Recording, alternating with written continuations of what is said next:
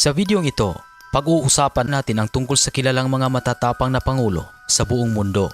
Maraming naging matatapang na presidente sa kasaysayan ng mundo dahil sa kanilang matibay na paninindigan, matapang na pamumuno at pagiging hindi takot sa kontrobersya o laban sa mga kaaway. Narito ang ilan sa kanila.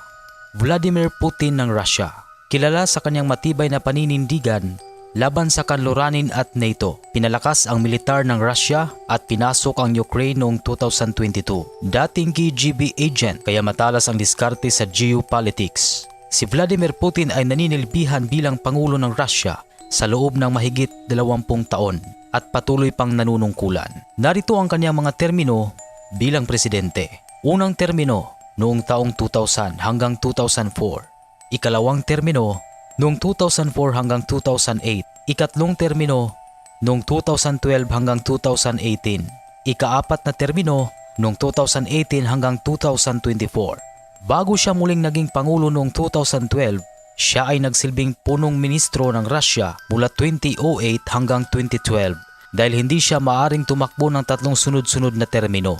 Sa pamamagitan ng mga pagbabagong ginawa sa konstitusyon ng Russia noong 2020, maaaring manatili siya sa posisyon hanggang sa 2036 kung siya ay muling mahalal. Xi Jinping ng China, matatag sa kanyang kontrol sa China at pagpapalakas ng ekonomiya at militar. Pinatindi ang otoridad ng Communist Party at pinalakas ang presensya ng China sa South China Sea. Hindi natatakot labanan ang Estados Unidos at iba pang Western countries sa larangan ng ekonomiya at teknolohiya. Si Xi Jinping ay naging Pangulo ng China noong Marso 14, 2013. Sa kasalukuyan ay siya ay naninilbihan na ng mahigit 100 taon bilang Pangulo. Noong Marso 2023, siya ay muling inihalal para sa isang ikatlong termino kaya posible siyang manatili sa kapangyarihan hanggang taong 2028 o mas matagal pa. Depende sa mga susunod na desisyon ng Partido Komunista ng China. Franklin Roosevelt ng Estados Unidos, pinamunuan ng Estados Unidos sa panahon ng World War II laban sa Germany at Japan. Hindi natakot gumawa ng matitinding hakbang upang iligtas ang ekonomiya noong Great Depression. Si Franklin D. Roosevelt ay naninilbihan bilang Pangulo ng Estados Unidos sa loob ng 12 taon mula Marso 4 taong 1933 hanggang Abril 12 taong 1945. Siya ang pinakamatagal na nanungkulan bilang Pangulo ng Estados Unidos na naglingkod ng 4 na magkakasunod na termino bago siya pumanaw noong taong 1945. Dahil sa kanyang mahabang panunungkulan, ipinasang ika-22 susog na 22nd Amendment sa Konstitusyong US na naglimita sa panunungkulan ng Pangulo sa 2 termino lamang.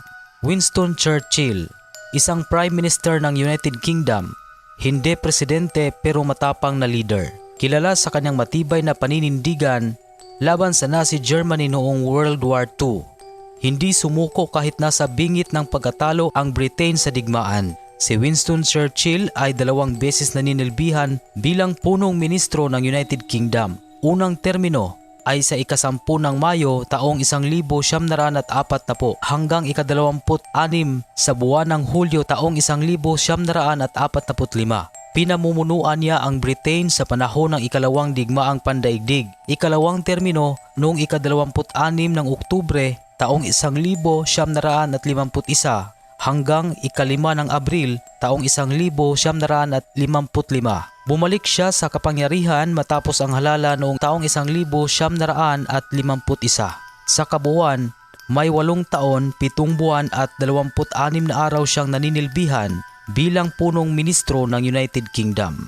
Abraham Lincoln ng USA, pinamumunuan ang Estados Unidos sa panahon ng American Civil War. Hindi siya natakot ipaglaban ang abolisyon ng slavery kahit laban ito sa interes ng maraming makapangyarihang tao sa Amerika.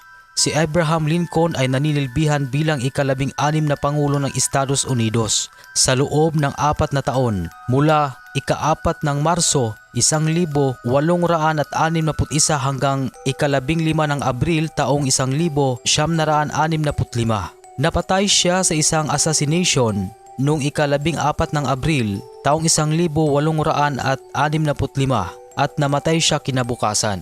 kaya hindi niya natapos ang kanyang pangalawang termino. Kim Jong-un ng North Korea, matatag sa kanyang diktadura sa North Korea. Hindi natatakot harapin ang US at South Korea kahit mas malakas ang mga ito sa militar. Si Kim Jong-un ay hindi opisyal na may titulong presidente ng North Korea.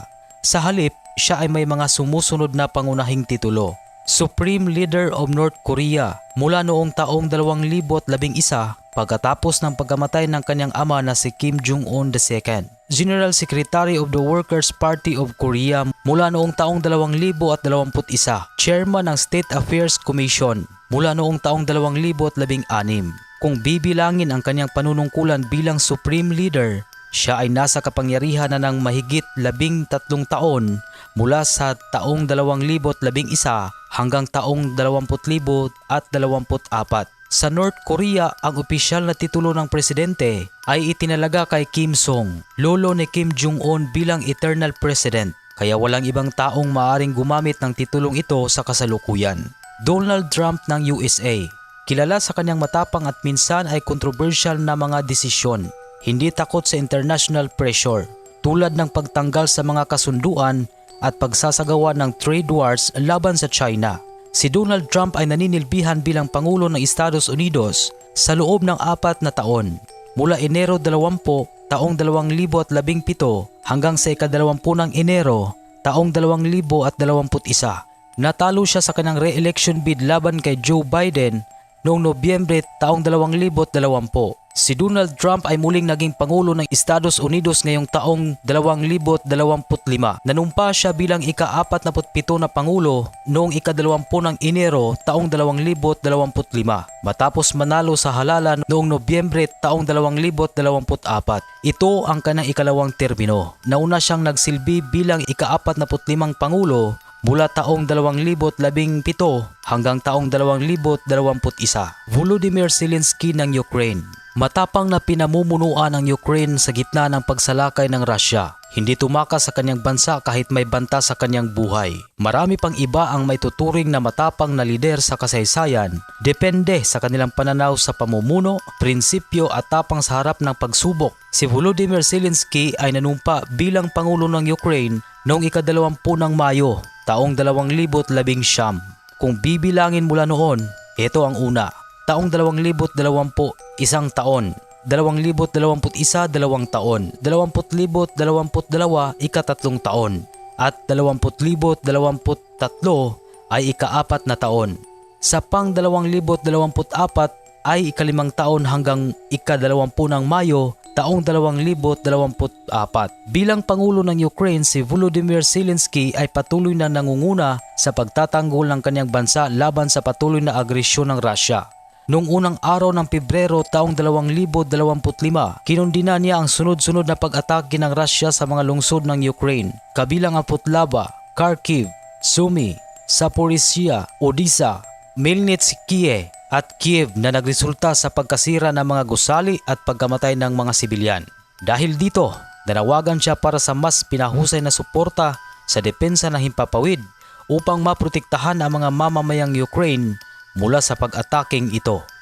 Rodrigo Roa Duterte ng Pilipinas, matapang sa laban kontra droga, kahit na umani ito ng maraming kritisismo mula sa loob at labas ng bansa. Hindi takot sa malalaking bansa gaya ng US at China sa pagdedesisyon sa foreign policy. May matigas na pananalita laban sa kanyang mga kritiko. Si Rodrigo Duterte ay nanilbihan bilang Pangulo ng Pilipinas sa loob ng 6 na taon, mula ika-30 ng Hunyo taong 2016 hanggang ika-30 ng Hunyo taong 2022.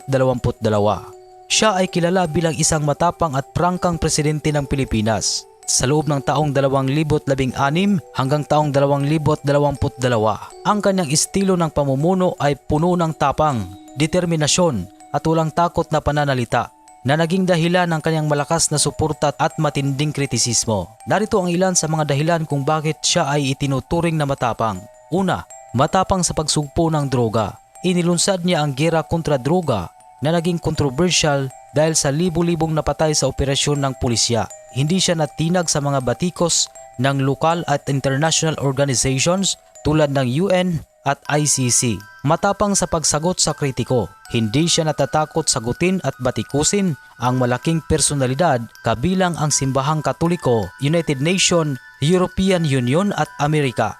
Minsan ay ginagamit niya ang matapang at mapanuyang pananalita laban sa kanyang mga kritiko. At ang sunod, matapang sa pakikitungo sa ibang bansa. Naglayo siya ng ugnayan sa tradisyonal na kaalyadong Amerika at lumapit sa China at Russia. Kahit na may agam-agam tungkol sa West Philippine Sea, pinili niyang makipag-usap sa China sa halip na makipagbanggaan.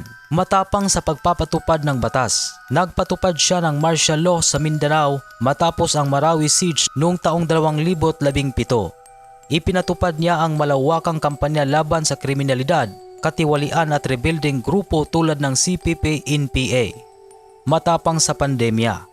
Noong COVID-19 pandemic, nagpatupad siya ng mahigpit na lockdown at ginamit ang military para ipatupad ang quarantine rules. Hindi siya nag-atubiling magbanta ng parusa sa mga hindi sumusunod sa health protocols. Matapang si Rodrigo Duterte dahil hindi siya takot gumawa ng matinding desisyon, anuman ang magiging reaksyon ng iba. Subalit, ang kanyang estilo ng pamumuno ay nagdala rin ng matinding kontrobersya, lalo na sa karapatang pantao, demokrasya at pandaigdigang relasyon. Para sa ilan, siya ay isang bayani na nagpapatupad ng kaayusan. Para sa iba naman, siya ay isang authoritarian na lumabag sa mga demokratikong prinsipyo. Ano ba ang pananaw mo tungkol dito sa video? I-comment lang sa ating comment section at huwag kalimutan na mag-subscribe sa ating channel.